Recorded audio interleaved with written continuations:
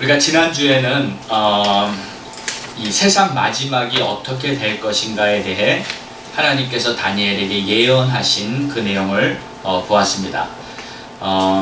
오늘은 이제 마지막 때가 임하는 그러한 모든 계시 중에서 이제 다니엘에게 하나님이 허락하신 계시가 총 4개가 있는데, 이제 그게 이제 7장부터 7, 8, 9, 10 그리고 12장까지 이렇게 계속됩니다. 근데 지금 10장부터 12장까지는 한 계시예요. 지금 한 가지 환상인데 굉장히 자세하게 나오는데, 이 환상의 그냥 전체 제목은 전쟁에 관한 환상입니다. 특별히 큰 전쟁에 대한 환상이라고 이렇게 나왔는데, 그 전쟁에 대한 자세한 내용은 이제 11장부터 이렇게 쭉 설명이 되어 있고요. 자, 오늘 내용을 보면 그 환상 중에서 이제 사실 그 주님을 만나는 그러한 내용이 나옵니다.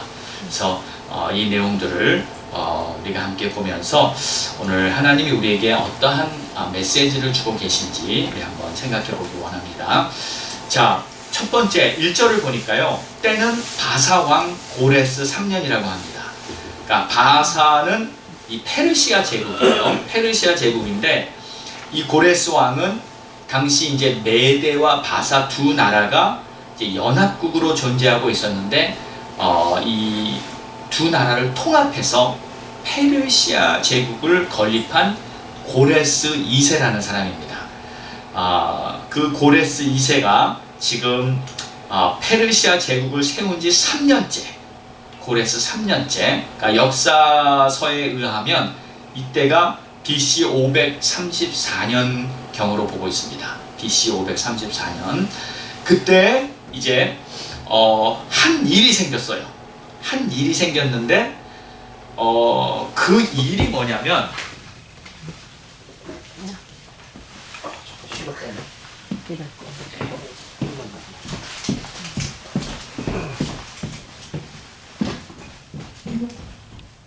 지금 녹화되고 있는 거는 괜찮나요? 다른 건 다 괜찮나요? 얘가 너무 세서 그런가요? 네.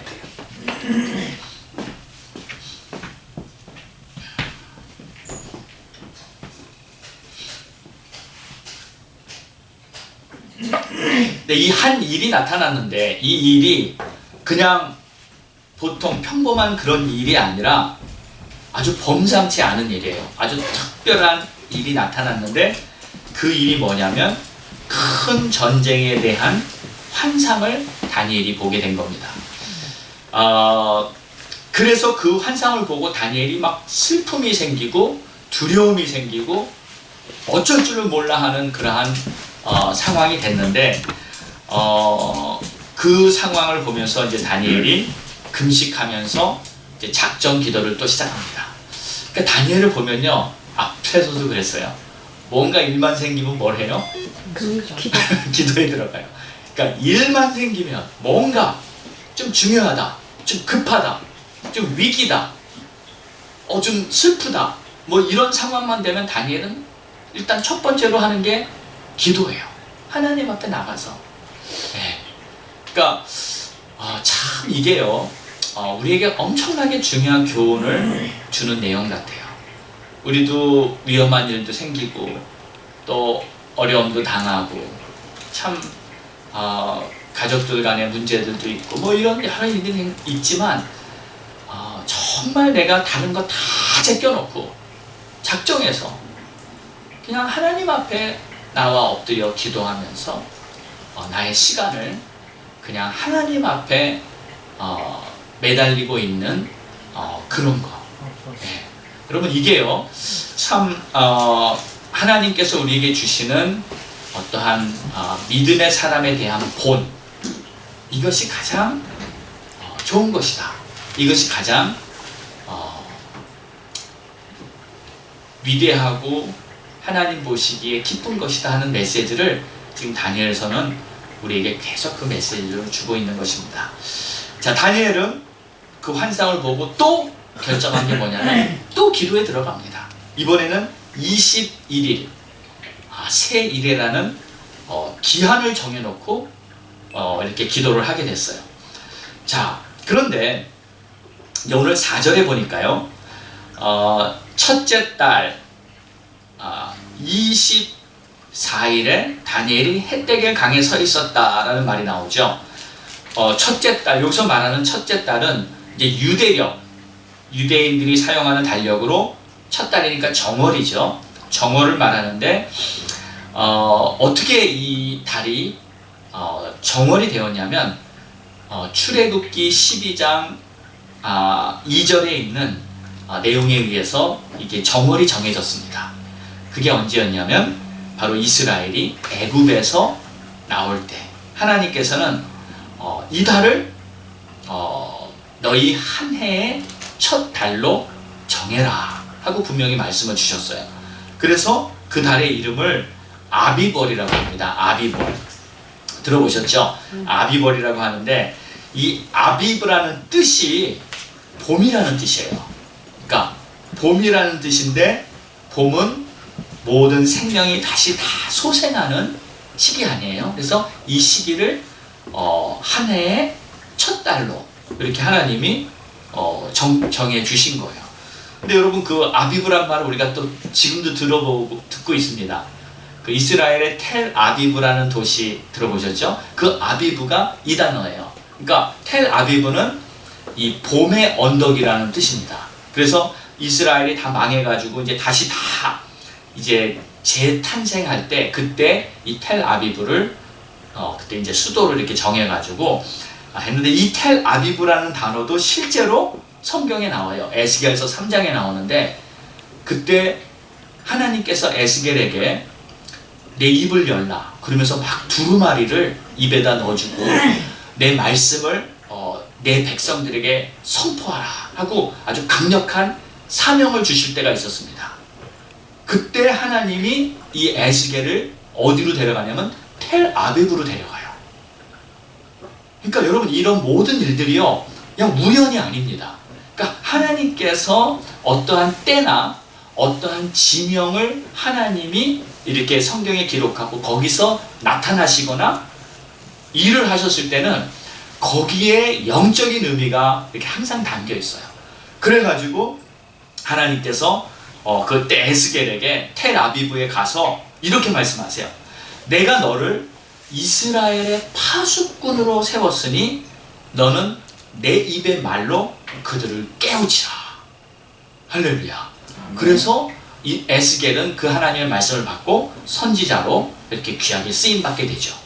자, 다시 다니엘서로 돌아와서 그 첫 달 아비벌 24일입니다. 자, 그럼 그 첫 달에 그 아비벌에 무슨 일이 있었죠? 출애굽할 때 6월절을 지켰잖아요. 그때 그 6월절을 지킬 때 하나님께서는 이스라엘 백성에게 이 6월절을 지키라 그랬어요. 절기로 삼으라고. 그리고 그 6월절은 내가 너희를 애굽에서 바로의 손에서 건져내서 너희를 구원하여 내가 너희에게 줄 젖과 꿀이 흐르는 가나안 땅으로 가게 하려는 것이다 하면서 이 6월절을 자손 대대로 지키라고 하셨고 또 그 6월절을 지킬 때 그 아비벌 정확히 14일이에요. 14일에 양을 잡고 그 다음에 일주일간은 누룩이 들어가지 않은 그 무교병 그 빵을 먹고 그래서 이제 이 무교절을 지키는 건데 그래서 아비벌 21일에 이제 6월절 절기가 다 끝납니다. 공식적으로. 근데 오늘 며칠이에요? 24일이죠. 그러니까 6월절이 끝난 다음 3일 후죠. 그렇죠? 6월절 절기를 마친 정확하게 3일 후에 그때의 이 환상을 보게 된 거예요. 근데 여기 힛데겔 강가라고 나오는데 이 강이 그 바벨론 지역에 있는 티그리스 강이라는 그 강입니다. 근데 그때 다니엘 앞에 어떤 사람이 나타납니다. 자, 5절을 보세요. 우리 같이 한번 읽어볼까요? 5절, 6절 시작. 그때 내가 눈을 들어 바라본즉 한 사람이 세마포 옷을 입었고 허리에는 우가수 순금 띠를 띠었더라. 또 그의 몸은 황옥 같고 그의 얼굴은 번갯빛 같고 그의 눈은 햇불 같고 그의 팔과 발은 빛난 녹과 같고 그의 말소리는 무리의 소리와 같더라. 자, 그런데 이 사람이 누굴까요? 예수님. 예? 예수님. 예수님 같죠? 예. 근데 다니엘은요, 이 사람이 누군지 몰랐을 거예요. 도대체 이 사람이 누구야? 근데 여기 묘사된 내용을 보면 이 사람이 계시록 1장에 묘사된 예수 그리스도와 일치합니다. 예. 계시록 1장에 이제 요한이 하나님의 계시를 받으면서 7 교회에 이제 전하는 메시지를 예수님께서 직접 나타나서 쫙 하시잖아요. 근데 그 모습하고 똑같아요. 세마포, 하얀 세마포 입었죠. 허리에 금띠를 둘렀죠. 얼굴은 막 빛이 나고 번갯빛 같고 눈에는 막 불이 타고 횃불 같고 뭐 이런 게 다 예수님이었거든요. 근데 지금 다니엘이 누구를 만났냐면 예수님을 만난 거예요. 근데 예수님이 이 세상에 오시기 전이니까 다니엘은 이분이 누군지 도대체 알 길이 없죠. 그쵸? 자, 근데 예수님이 나타나신 거예요. 그러니까 아비벌, 6월 절기를 마친 직후 정확히 3일 만에. 그러니까 이 날을 정확히 말씀해 주신 데는 분명히 이유가 있을 거 아니에요. 이분이 앞으로 6월절 어린 양으로 오실 예수 그리스도시라는 것을 지금 이렇게 암시하고 있는 거예요. 자, 그래서 구약에 사실 예수님이 여러 곳에서 이렇게 나타나십니다. 근데 예수 그리스도에 대해서 가장 자세하게 묘사된 그 성경이 바로 오늘 다니엘서 10장이에요. 자, 그래서 하나님께서 이렇게 다니엘에게 환상을 보여주는데 그 환상의 제목은 사실 큰 전쟁에 대한 환상이었어요. 근데 큰 전쟁에 대한 환상을 보여주기 시작하는데 제일 먼저 누가 나타나요? 예수 그리스도가 나타나신 거예요. 그러니까 앞으로 이제 11장에 가면은 그 나라가 막 전쟁이 일어나는 일이 자세히 나오거든요. 근데 왜 예수님이 먼저 그 환상 제일 첫 번째 나타나서 다니엘에게 보이셨을까? 간단하죠. 이 나라의 모든 전쟁들, 모든 것들 다 하나님의 손에 있는 전쟁들이다. 아멘이죠. 그러니까 하나님께서, 그러니까 우리가 눈에 보기에는요, 지금도 이스라엘에 우크라이나에 전쟁이 일어나고 있고 지금도 많은 여러 가지 난리와 소문들이 있지만 이 모든 것이 결국 하나님의 손에 있다는 것을 성경은 계속 증거하고 있어요. 우리가 현실을 보면서 현실을 직시하고 파악하고 또 분석할 필요는 있지만 결국에는 이 모든 것들이 영적인 싸움이고 영적인 하나님의 권세 앞에서 이 땅에 이루어지는 일이라는 것을 성경은 계속 말하고 있는 것입니다. 그러므로 우리는 어떻게 해야 합니까? 하나님 앞에 내가 영적으로 하나님의 뜻을 올바로 깨달을 수 있고 하나님이 지금 무엇을 원하시는지를 알 수 있는 그러한 지혜가 있어야 할 줄 믿습니다. 아멘. 특별히 지금같이 정말 혼란한 시대에 우리에게 가장 필요한 것은 바로 지혜요, 믿음이요, 하나님의 뜻이 어디 있는지를 깨달아야 하는 거예요. 아멘. 자, 그래서 하나님은 다니엘에게 이렇게 예수 그리스도가 직접 나타나셔서 그 환상의 시작 첫 부분에 예수님을 보여주신 거예요. 자, 그런데 이렇게 엄청난, 그러니까 지금 그 문맥을 보면 다니엘이 너무 두려워했어요. 무서워했어요. 환상의 이 내용이 너무 무게가 있으니까, 너무 자기가 감당하기 힘드니까 막 슬퍼하고 두려워하고, 그러니까 이런 거죠. 여러분, 어떨 때 너무 큰 이렇게 사명이나 너무 큰 책임을 이렇게 받게 된다면 좀 두려움이 있을 수 있잖아요.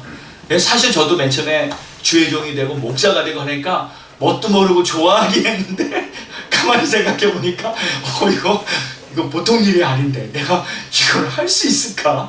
왜냐면 함부로 선생이 되지 말라 그랬고 함부로 지도자가 되는 게 아닌데 나 같은 사람이 할 수 있을까?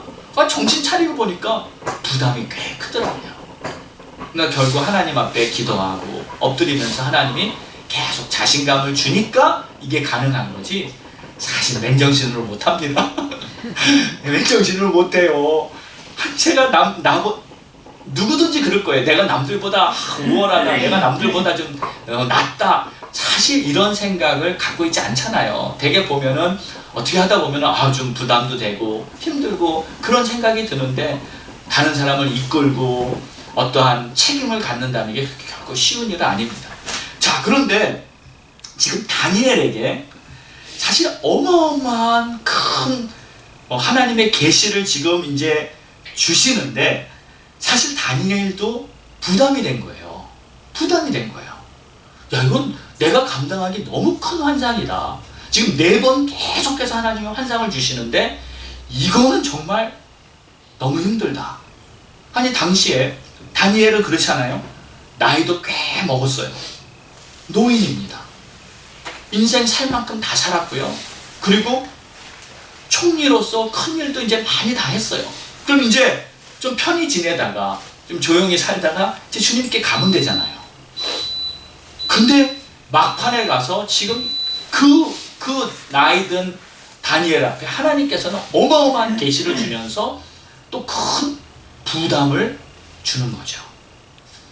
자, 그런데 다니엘은 왜 이런 엄청난 계시를 하나님께로부터 이렇게 받게 됐는가?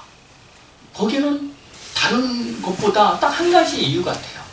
그가 평생토록 주님의 얼굴을 구하며 평생토록 하나님 앞에 엎드려 기도하던 사람이었기 때문에 우리가 잘 알잖아요. 하루에 3번씩 예루살렘을 향해 창문을 열고 계속 기도하고 사자굴에 들어가고 이런 어려움을 닥쳐도 그래도 변함없이 기도하고 그러니까 하나님의 뜻만 바라보고 하나님의 얼굴만 구하던 그런 기도의 사람이었기 때문에 하나님은 막판에 그의 인생 막판에 가서도 이렇게 엄청난 환상과 전 인류 역사에 대한 계시를 바로 다니엘에게 주시게 된 겁니다.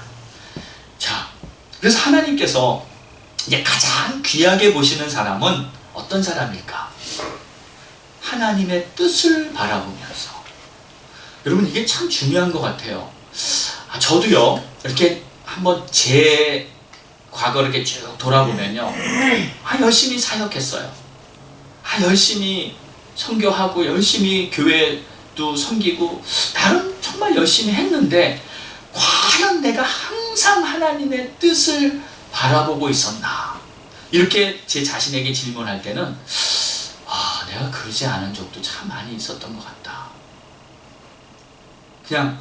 그냥 내가 생각하는 목표, 내가 생각하는 꿈, 그걸 향해서 또는 사람들 보기에 어떨까? 사람들 보기에 이게 더 좋지 않을까? 이런 생각으로도 내가 결정하고 선택하고 간 적도 참 많이 있었다. 이런 생각이 들어요. 정말 이 다니엘은요, 하나님의 뜻만을 바라보면서 하나님의 뜻이 이루어지는 것을 사모하고 기도하고 평생을 그렇게 살았던 분명한 믿음의 사람이었기 때문에 결국 마지막까지 하나님께서 그를 들어 사용하면서 그렇게 엄청난 계시를 그를 통해 보여주시지 않나. 자, 이런 부분에서 우리가 정말 도전을 받아야 됩니다. 여러분 그렇지 않습니까? 우리가 똑같이 믿음 생활하고요, 똑같이 교회 나오고, 물론 직분이나 역할은 다 다르지만 그래도 하나님 보시기에는요, 역할이나 직분은 그냥 그 사람에게 하나님이 주신 것뿐이지 사실은 하나님이 보시기에 우리는 다 평균적으로 똑같이 보면서 내가 얼마나 하나님의 뜻을 찾고 있느냐, 그거에 기준을 가지고 우리를 저울질 하실 거예요. 목사가 됐다고 무조건 상급이 많은 것도 아니고요, 아무 직분이 없다고 무조건 그냥 낮게 보는 것도 아니고요, 하나님이 보시는 기준은 하나님의 저울, 하나님의 눈으로 누가 정말 나의 뜻을 간절히 구하고 누가 정말 내가 보기에 내가 말할 때 누가 정말 내가 원하는 일에 자신을 희생하면서 하나님의 뜻을 따를 수 있는 그러한 믿음을 가졌나. 결국 하나님은 그걸로 마지막 다 이렇게 우리를 판단하실 것 같아요. 자, 그래서 이 다니엘은 그렇게 하나님의 뜻을 바라며 기도했던 사람이었고 결국 마지막에 하나님의 큰 역사를 이렇게 환상과 계시로 경험했고요. 그리고 하나님의 계획을 알게 됐고 하나님의 인도하심을 온전히 받게 됩니다. 때로 우리가 자신의 의지로 계획하고 자신의 의지로 결정하고 그리고 그것이 하나님의 인도하심이라고 그렇게 생각하는 경우도 많이 있는 것 같아요. 하나님 인도하심이 분명 아니었는데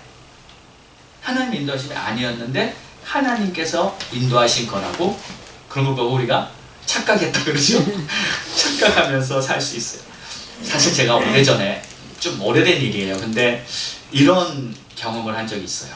어느 은퇴 목사님께서 이제 목회를 참 잘 하시고요. 그리고 꽤 유명하신 분이에요. 한국에서 이렇게 은퇴식을 아주 거하게 이렇게 예배를 드리면서 이제 40년 꾸준히 한 교회에서 목회를 잘 하셔서 교회도 성장시키고요.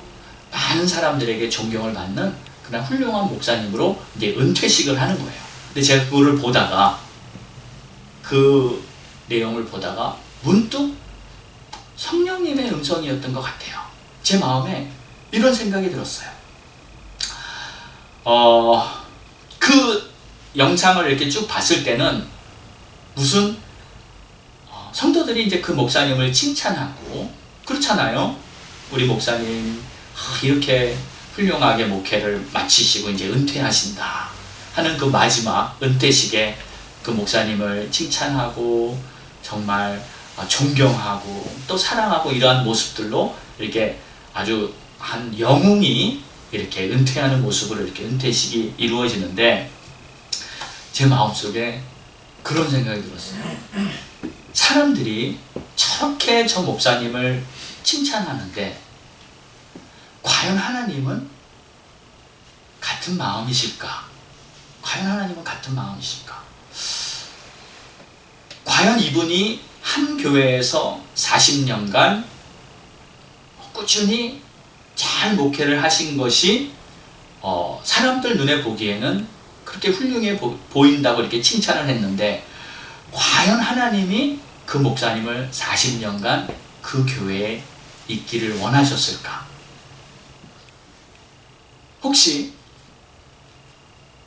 교회가 한참 잘 될 때 하나님께서 그 목사님을 불러서 너 이 선교지에 좀 가서 너 이렇게 여기서 목회를 잘하니까 이 선교지에 좀 가서 선교 좀 하고 오면 어떻겠니? 하면서 부르신 일은 없었을까? 또 너 이 교회는 이제 이만큼 성공시켰으니까 잘 됐으니까 저기 교회가 없는 저 시골 지역에 가서 거기서 교회를 좀 새로 하면서 거기 있는 내 영혼들이 있는데 거기서 다시 교회를 세우면 어떻겠냐 하는 그러한 부르심은 혹시 없었을까? 그런데 그런 부르심이 있었음에도 그냥 여기가 좋사오니 여기 다 잘 됐고 이제 이 교회는 평안하고 아주 잘 성공했기 때문에 그냥 이 교회에 있을래요 하고 남아있지는 않았을까? 물론 저는 하나님이 아니니까 모르죠.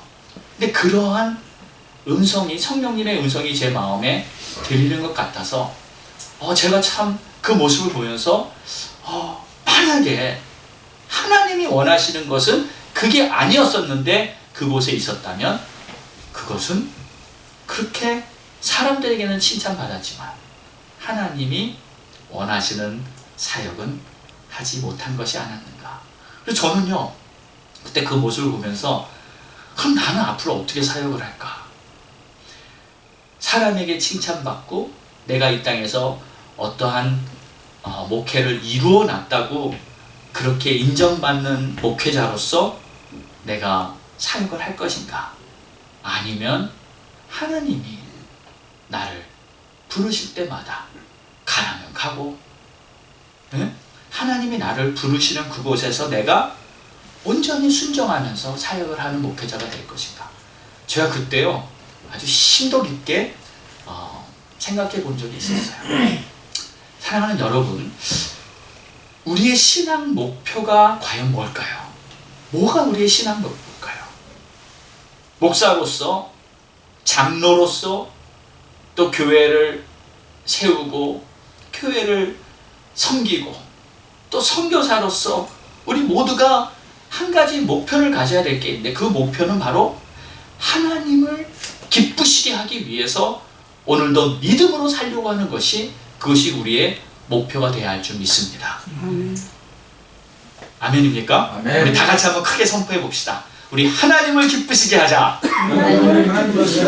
하나님께 칭찬받는 주의 자녀가 되자. 하나님의 칭찬받는 주의 자녀가 되자. 아멘입니다. 아멘. 우리 한생명교회는요 정말 주님의 마음에 합한 자들이 되기를 소망합니다. 아멘. 자, 오늘 다니엘의 이 환상을 보니까 7절에 보니까 이런 말씀이 나옵니다. 이 환상을 나 다니엘이 홀로 보았다. 홀로 보았다는 거예요. 그리고 나와 함께한 사람들은 이 환상은 보지 못하였어도 그들이 크게 떨며 도망하여 숨었다. 그러므로 나만 홀로 있어서 이 큰 환상을 볼 때 내 몸에 힘이 빠졌고 나의 아름다운 빛이 변하여 썩은 듯 하였고 나의 힘이 다 없어졌다. 자, 지금요 다니엘과 함께 여러 사람들이 있었습니다. 그렇죠? 여러 사람들이 있었어요. 그 강가에서 아마 다니엘이 총리였기 때문에, 나이가 든 원로 총리였기 때문에 그와 함께 그가 거느리던 많은 신하들이 함께 동행했던 것으로 보여요. 근데 다른 사람들은 지금 뭔가 이상한 특별한 상황이 벌어지고 있는데, 다른 사람들은 그 상황을 보면서 뭐 자세히 설명이 안 해서 뭔지는 모르겠어요. 근데 어마어마한 특별한 상황이 벌어지고 있는데 다른 사람들은 갑자기 그 상황에 두려워 떨면서 다 숨어버려요. 그리고 그 사람들은 환상을 봤어요? 못 봤어요? 못 봤습니다. 그러니까 하나님이 다니엘에게만 환상을 보여주신 거예요. 그러니까 그 사람들은 다 숨어버렸고, 그리고 다니엘만 혼자서 이 환상을 보게 됐는데, 뭐가 보인 거냐면 예수님이 보인 거잖아요. 예수님이 나타나셔서 예수님이 보인 건데, 그 영광 앞에, 예수님의 영광 앞에 다니엘이 지금 서 있는데 어떤 현상이 일어났냐면 힘이 다 빠졌대요. 그리고 쓰러져 버렸어요. 땅에 엎드려져 버렸어요. 그리고 다니엘이 고백하는 거예요. 자신의 아름답던 모습이 뭐같이 보인다고요? 썩은 것처럼 보였다는 거예요. 그러니까 지금 주님의 그 영광 앞에 서기 전까지만 해도 자기가 어떻게 보였어요? 아름다워 보였어요. 그러니까 아름답다는 말은 그래도 총리 정도 됐으니까 근사한 옷을 입고 잘 먹었겠죠. 얼굴에 윤기도 나고 아주 보기 좋은 그런 모습으로 조금 전까지만 해도 자기 신하들과 함께 이렇게 그 강가에 가고 있었던 거예요. 그런데 주님이 나타나시고 갑자기 그 주님의 현상 앞에서 자기 몸에 온 힘이 빠지고 땅에 쓰러지면서 자기 자신을 보게 되는데, 썩은 모습 같은 그러한 모습으로 자기가 보이는 거예요. 여기 원어에 썩었다는 말을 마시키트라는 단어인데 이런 뜻입니다. 파괴되다, 그리고 무너져 버리다. 그래서 영어에서는 어떻게 번역이 됐냐면 My face turned deathly pale. 그러니까 사색이 됐다는 말이에요. 사색. 핏기가 하나도 없이 썩은 시체가 사색이죠. 네? 완전히 얼굴이 사색이 돼버렸다는 거예요. 주님의 임재 앞에서 자신이 그렇게 된 거예요. 얼굴이 땅에 쓰러져서 기절하고 죽은 사람처럼 돼버리고 만 것입니다. 왜 이렇게 됐을까요? 여러분 누가복음 5장에 보면 이런 말씀이 나옵니다. 베드로가 이제 주님이 배 태우고 고기 잡으러 가는 그런 내용이 나오죠. 그때 사실은 이제 베드로 요한이 이렇게 같이 배를 이렇게 띄우고 있었는데 그들이 예수님의 제자로 막 적극적으로 따라다니기 전이었어요. 그때 예수님을 따르는 많은 사람들이 말씀을 듣고자 갈릴리 호숫가 근처에 많은 무리가 모였을 때 예수님이 베드로의 배를 빌려서 배에 올라타서 사람들을 이렇게 쭉 가르칩니다. 강론을 하시다가 강론이 다 끝난 후에 베드로에게 우리 고기 잡으러 깊은 데로 가자 그랬어요. 그때 베드로가 뭐라고 말했냐면, 아니 밤새도록 고기를 잡으려고 했는데 한 마리도 못 잡았습니다. 근데 지금 깊은 데에 가봤자 아무 소용없습니다. 베드로는 그 갈릴리 호수에서 날고 기는 최고의 프로페셔널 어부예요. 누구보다도 고기가 있고 그거 잘 아는 사람이죠. 근데 예수님이 고기 잡으러 깊은 데로 가자 그랬을 때 그래도 말씀에 의지하여 내가 깊은 데에 가서 그물을 내리리다 하고 예수님 말에 순종하고 배를 타고 바다 깊이 들어갑니다. 그래서 거기서 그물을 딱 폈더니 어떻게 됐어요? 고기가 그물이 찢어질 정도로 그냥 가득 잡혔어요. 그래서 두 배에다가 고기를 다 실어 배가 막 가라앉을 정도로 그렇게 고기가 많이 잡혔어요. 그러면 어떻습니까? 베드로가 어떤 현상이 나타나야 됩니까? 좋아해야죠. 할렐루야. 야, 역시 주님 태웠으니 장사 오늘 대박 터졌네요. 할렐루야네 하면서 기뻐하고 좋아해야 되는데 그때 베드로의 반응이 전혀 다른 반응이 나옵니다. 베드로가 뭐라 그러냐면 예수님한테 주여 나는 죄인이로소이다 나를 떠나소서 하면서 예수님이 같은 배에 타고 있는데 예수님과 함께 있는 그 자체가 너무 힘들어가지고 그냥 나를 떠나달라고 간절하는 그러한 대목이 나와요. 왜 그랬을까요? 왜 그랬을까요? 만약에 베드로가 그때 그저 육신의 눈만 가지고 있었다면 할렐루야예요. 아, 이렇게 고기를 많이 잡았으니 주님 감사합니다. 항상 저와 함께 이제 배 타시죠. 뭐 이런 식으로 반응했을 텐데 그때 베드로의 눈이 열렸어요. 그때 베드로가 이 예수님을 저분은 평범한 사람이 아니다. 저분은 바로 하나님의 사람이다. 저분은 하나님으로부터 온 사람이라는 이 눈이 열려서 주여 나를 떠나소서. 나는 주님과 함께 있을 수 없는 사람입니다. 나는 죄인이다. 이러한 고백이 나오게 된 거죠. 그러니까 여러분 우리가요 이 영의 눈이 열려야 됩니다. 영의 눈이 열려야 하나님의 뜻을 깨닫고 하나님의 의도를 알게 되고 하나님을 올바로 알아볼 수 있는 것이죠. 아멘. 영의 눈이 안 열리면 그저 육의 것만 보고 좋아하죠. 그저 고기만 보고 좋아할 수밖에 없을 거 아니겠어요. 그러나 그때 베드로에게 영의 눈이 열렸을 때 그가 예수님을 올바로 알아보고 그리고 정말 주님의 제자로 따라갈 수 있게 된 줄 믿습니다. 아멘. 자, 그래서